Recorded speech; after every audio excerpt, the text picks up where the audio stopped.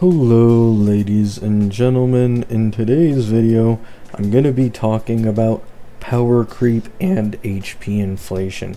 Now, not necessarily about HSR, this isn't to single out any game specifically, but to talk about why it's stupid to judge a game's power creep and HP inflation when it's in its first year and then compare it to games that are much older, right? The worst case of this is definitely the WUA community, because during the first year, then we got the first Annie. People are like, oh, my 1.x units can still clear well, comparing it to Genshin, even though Genshin 1.x units are 4 to 5 times as old as these WUA ones. Right, and I don't want to get into the WUA versus Genshin debate. It's stupid. Genshin is my least favorite of the mainstream gachas by a mile. WUA clears that shit for me. However, the discourse around this entire thing becomes incredibly dishonest and very toxic a lot of the time, right? Once again, this isn't something specific to just these two games, but to other games, and especially HSR, my main game that a lot of people know. And the reason why this is stupid is because these gacha games, in their first years, are putting down the blueprint, and they're kind of developing characters and teams.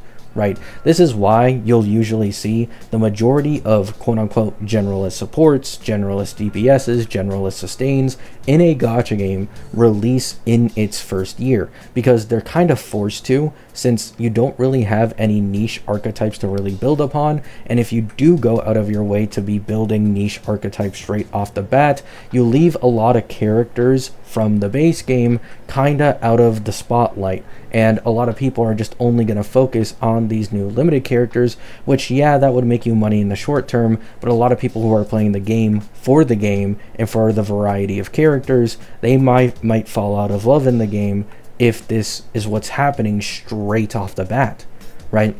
So the solution to, let's say, HSR, because this is the main game I played, it's the one I'm most knowledgeable on, was like Ruan Mei. Right, Ruan Mei, although yeah, she was kind of targeted towards Break in the future, Super Break with Firefly, the majority of her kit was generalist, and in fact, some of it was kind of contradictory to Break teams, where she gave damage bonus, but Break teams don't take advantage of damage bonus at all. And then you also have this in Huohuo.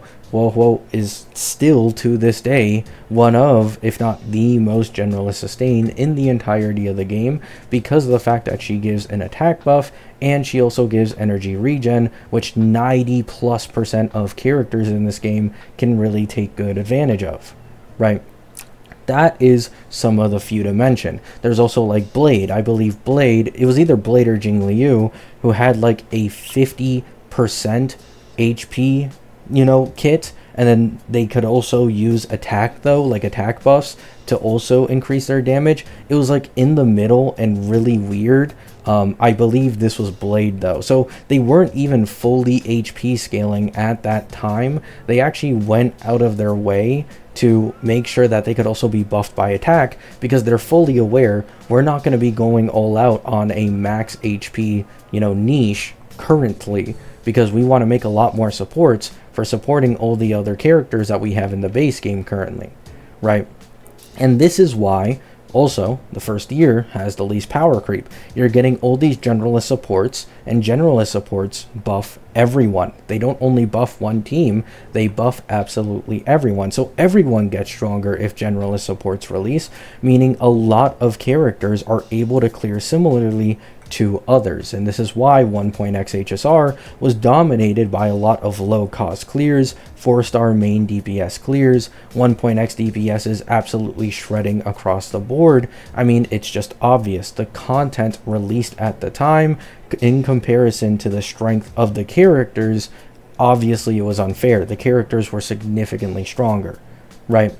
However, the second we go into 2.x, Penacony, new shift in setting, new shift in mood, and the first case of a new damage type being added to the game called Super Break. And of course, with Super Break, you want other people who can give you Super Break multipliers, increase your weakness break efficiency. You want to break enemies as quick as possible. So you get a Ruan Mei in there. However, the most important one to mention here is probably HMC and Fugue, who are both super break enablers for a certain or all allies, depending on either or. I believe Fugue's super break buff is targeted, while HMC's is team-wide, right? So this was the first case of like a fully shield niche team, in my opinion. Or actually, no, you could kind of say Acheron as well, because even though Acheron wasn't a new damage type, she was definitely the newest, most restrictive DPS on the block. By this I mean, she was the first character to literally have a restriction where if you don't have two of the same path teammates, then her damage gets nerfed pretty significantly. So you wanted to run two nihilities. In reality, although many people didn't know this at the time, you can just get away with one nihility plus like Robin, and then that works completely fine, or one nihility plus Sparkle, and it usually works better than two nihilities at that time, I may add. I think these days it might be a different case, but at that time that was the case, right? And this is kind of the step forward in so-called like niche teams. And then this is also Pentagony when HSR had its greatest jump in HP inflation across Endgame in one version.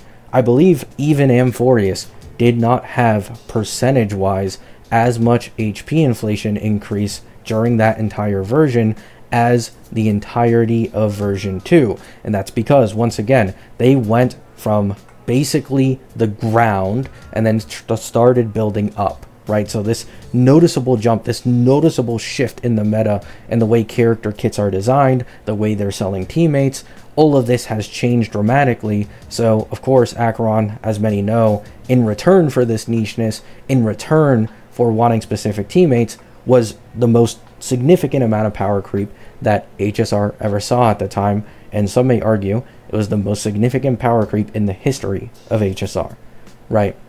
So Acheron, everybody was like, oh, it's impossible to power creeper. However, we know now version 3 teams got even more niche than the version 2 ones, and you can definitely make an argument that some of these version 4 teams are likely going to be more niche, or at least as niche as the version 3 ones, right? So it's just increasing over time. And this is what I want to get across. During that first year, a lot of games are like this. The majority of WUA DPSs in 1.x, there isn't a new damage type.